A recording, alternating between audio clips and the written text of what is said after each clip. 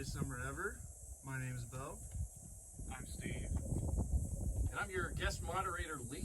And today we're going to be exploring the father and son dynamic that has brought us together on this project. So, Beau, Steve, first little softball question for you. What do you admire most in each other? You want to start? Sure. For my dad, it's probably always been his ability and like his charisma to just always light up a room, whatever room he's in.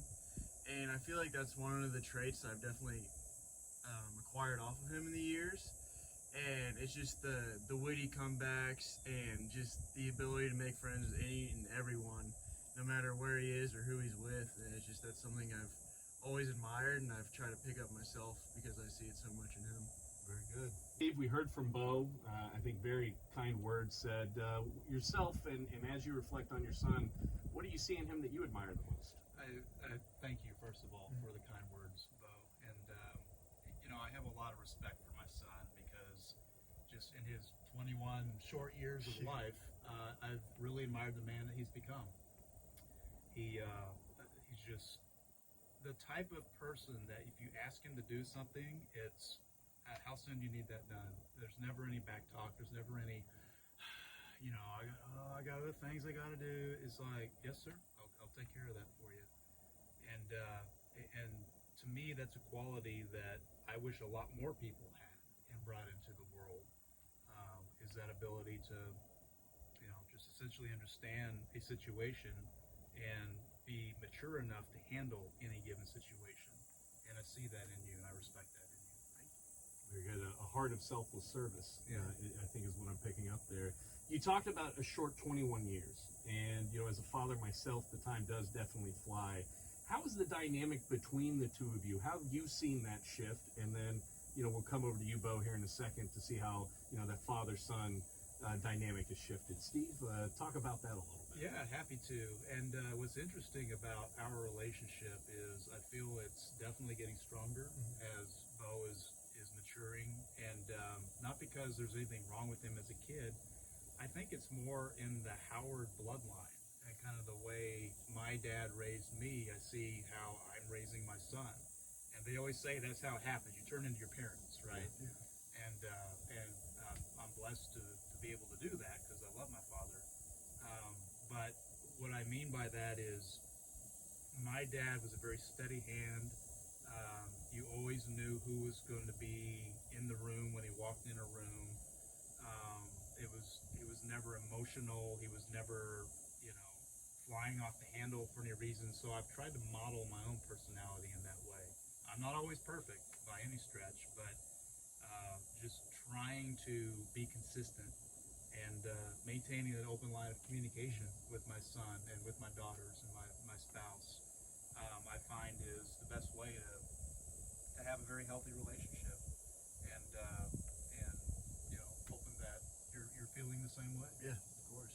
Yeah. Well, Beau, so, growing up, you have the word of law coming down, and then, as you've grown and matured, you see that friendship that's developed along the way. Right. Talk about how that dynamic's changed for you Yeah. over the years.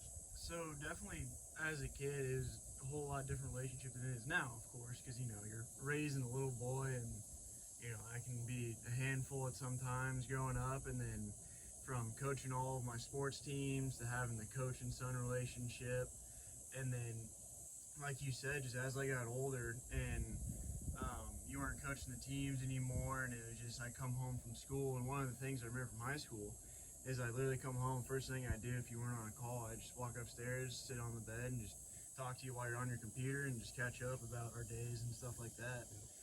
And also, like you said, I just feel like the older I get, the more I come to realize like everything you've done for me in my life, and just how much of a helping hand you've been, and just the care you have for me and what's going on in my day. And it's just like I don't feel like there's a separation between father and son. I just feel like he's my best friend at the end of the day, and that I can come to him with anything and he can come to me with anything. It's just as I've gotten older and matured, and I've slowly come to realize that more, and I turn to him more now than I ever have, because I definitely took that for granted as a kid, thinking like, oh, I can't go to my dad, he's gonna get mad at me, or I'm scared to talk to him about anything. But I just realized I was just being a dumb kid, and he's here for me no matter what, and he's my best friend. So, Well, experience is definitely a fantastic teacher, and being able to benefit from his experience has probably taught you a thing or two. Talk to me about how you see him as a model on how to handle adversity or handle conflict, and how you've applied that in your life. Definitely. So the biggest thing I think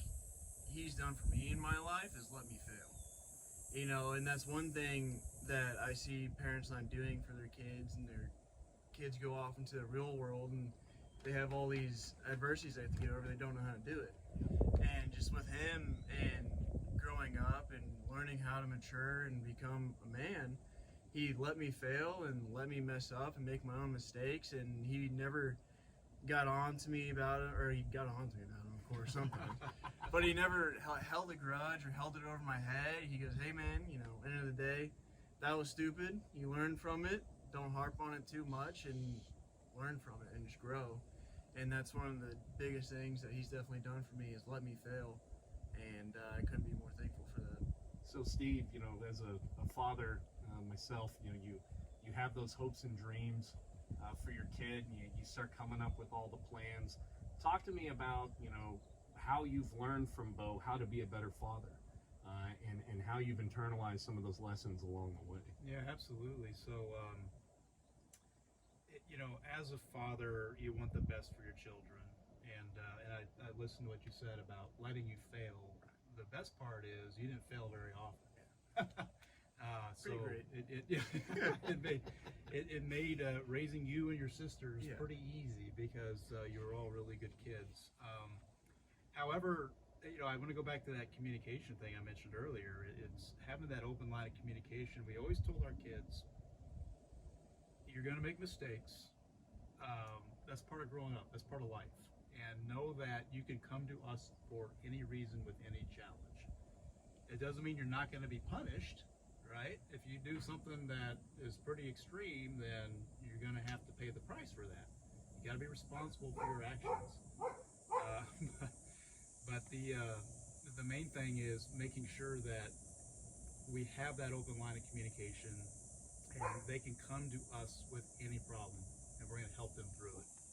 And I think maintaining that approach in raising a child, and now watching him mature into a young man, has led to a fantastic father-son relationship, and I couldn't be more proud of him.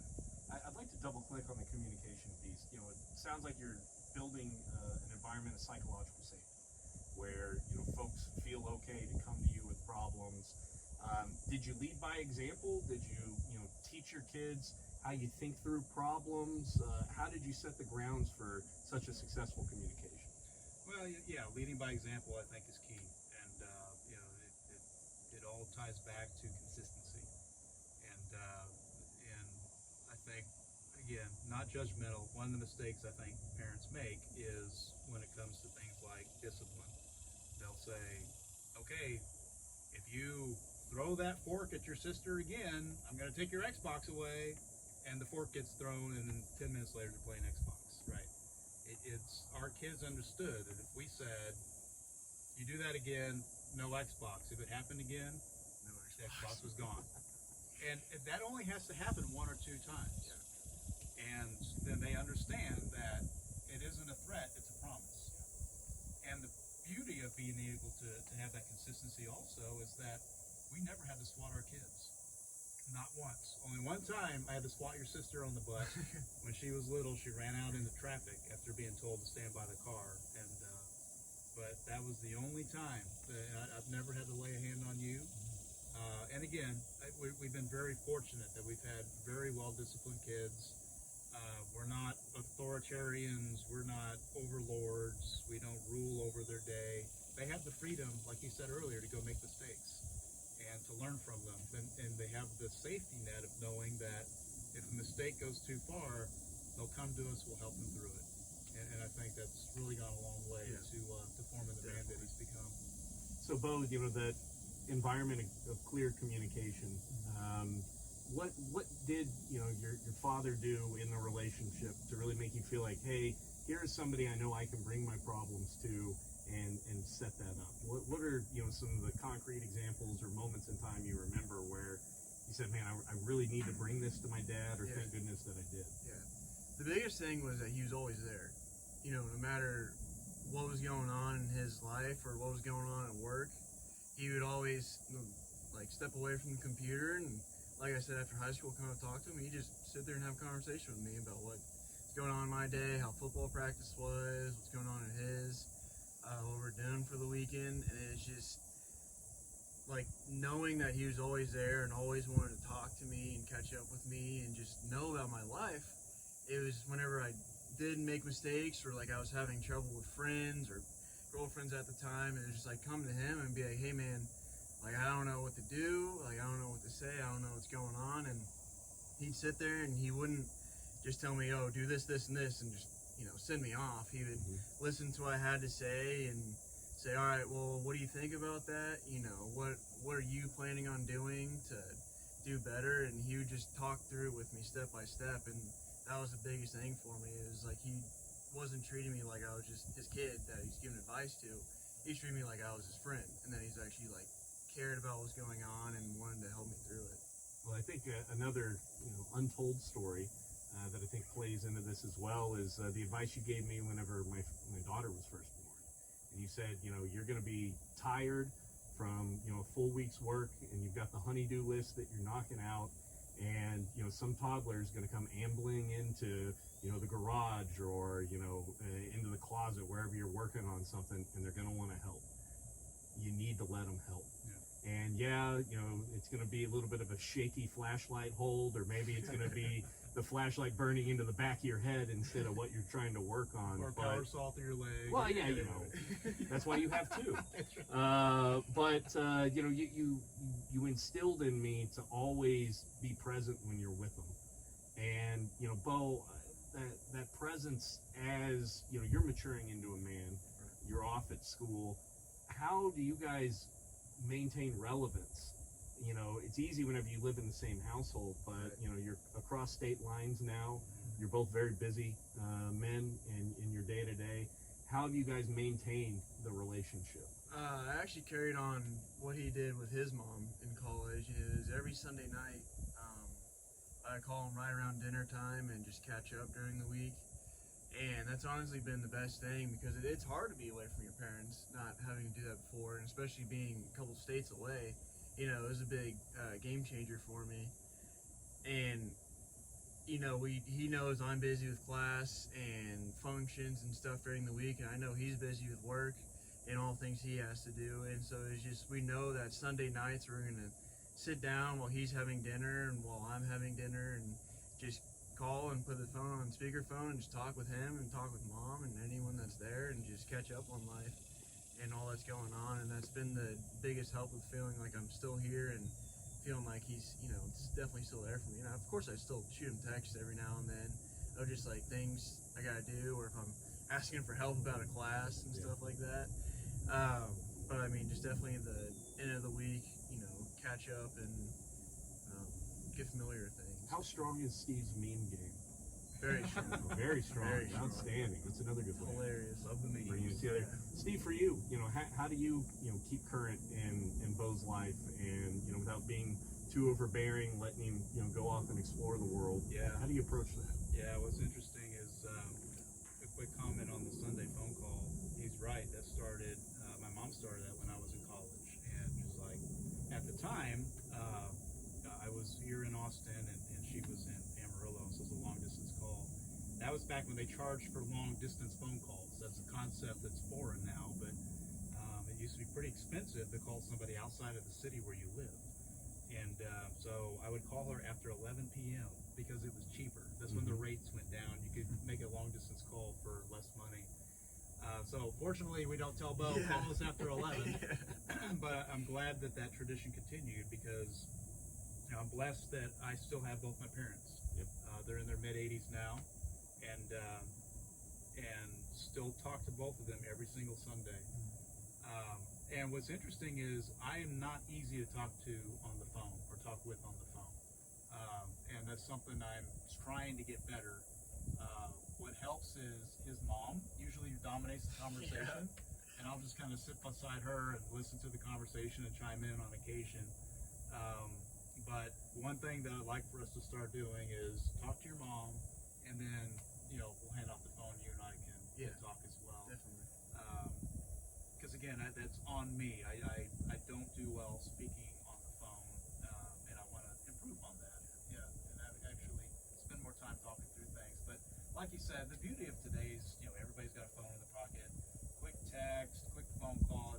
You're all just a couple thumbprints away on the phone. Yeah. And we can stay in touch that way. It's really nice. Very good. And talking about mom, I've been blessed to watch y'all's wonderful relationship over the years, and I think that's another tidbit of advice that I've received on how to love your kids is to be a good partner to your spouse and to love on them a great deal.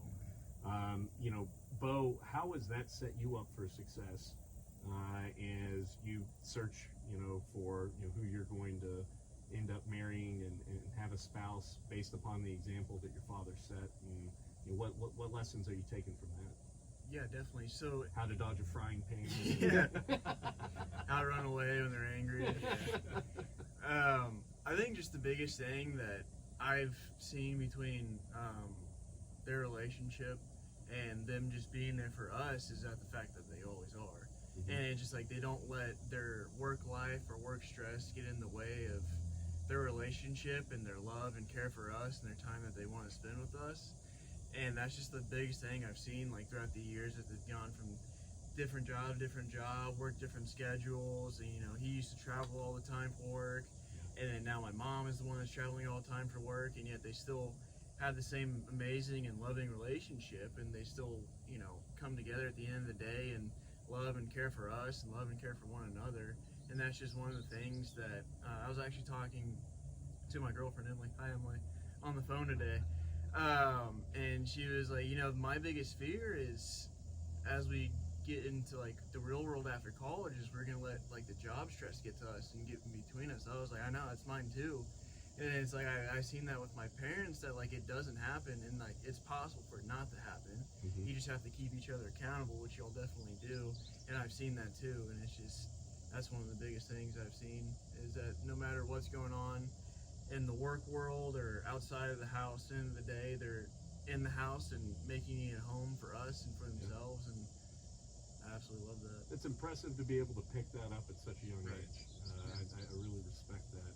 Steve, for you, as you approach, your relationship with Carol and you guys raising kids together, how did that play into your role as a father and help complement your parenting style? Yeah, absolutely. I mean, first of all, being a father is the greatest honor in the world, and I'm just so lucky to have Beau and his two sisters, and of course Carol in my life, and just raising children is like taking a lump of clay, and you do the best you can to make a pot or a vase out of it, or a kid, and instill as many life lessons as you can into the children, and kind of breathe that direction into them, and then you send them off into the world, and this is probably the most fun point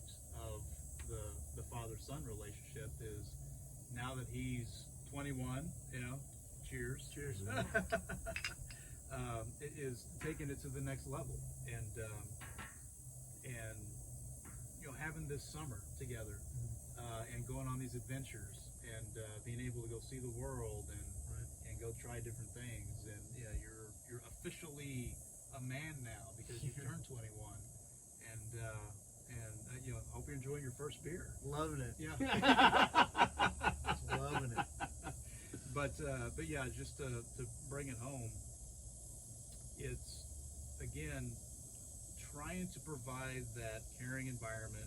It really helps to have a strong partner in life, like I do with your mom. And I hope the same for my kids, to be able to find someone that complements you. I think what works with Carol and I is we're opposites.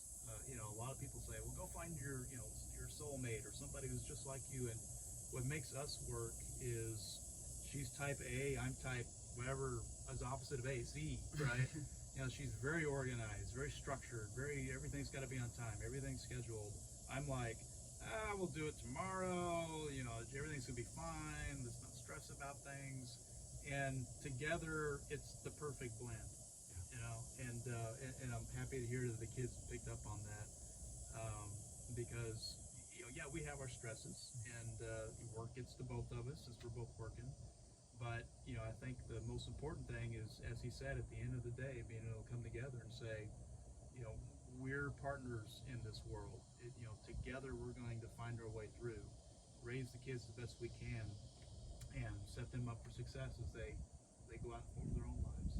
That's fantastic. It's interesting. Some of the words I'm picking up here: communication, blend, partner. Makes me think of some of the other content that folks are going to be able to find here as part of the Greatest Summer. We've got margaritas getting blended up. We've got a recipe for that. We're going to be partnering some steak recipes out there, because you can't have summer without some good drinks, some good meat. Amen. And on the communication side, you guys are in for a treat.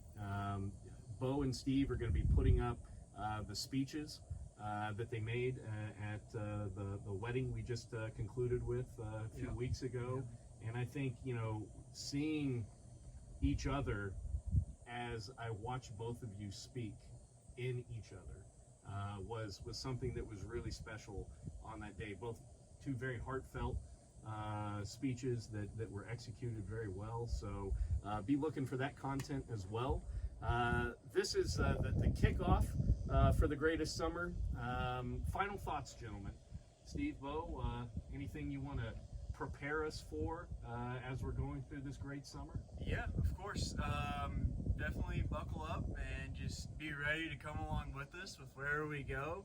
I mean, of course, we're not in some big production company doing some crazy stuff, but we're just two guys having an amazing time and enjoying our father-son relationship and growing it through everything we do. So it's going to be a lot of fun, and we're just very thankful we get to bring people along with us to do it. So, man, it's hard to build off of that, but I think he nailed it. And the most important thing is, as we go about this summer, and we're very blessed to have the opportunities to do the things that we're going to do this summer.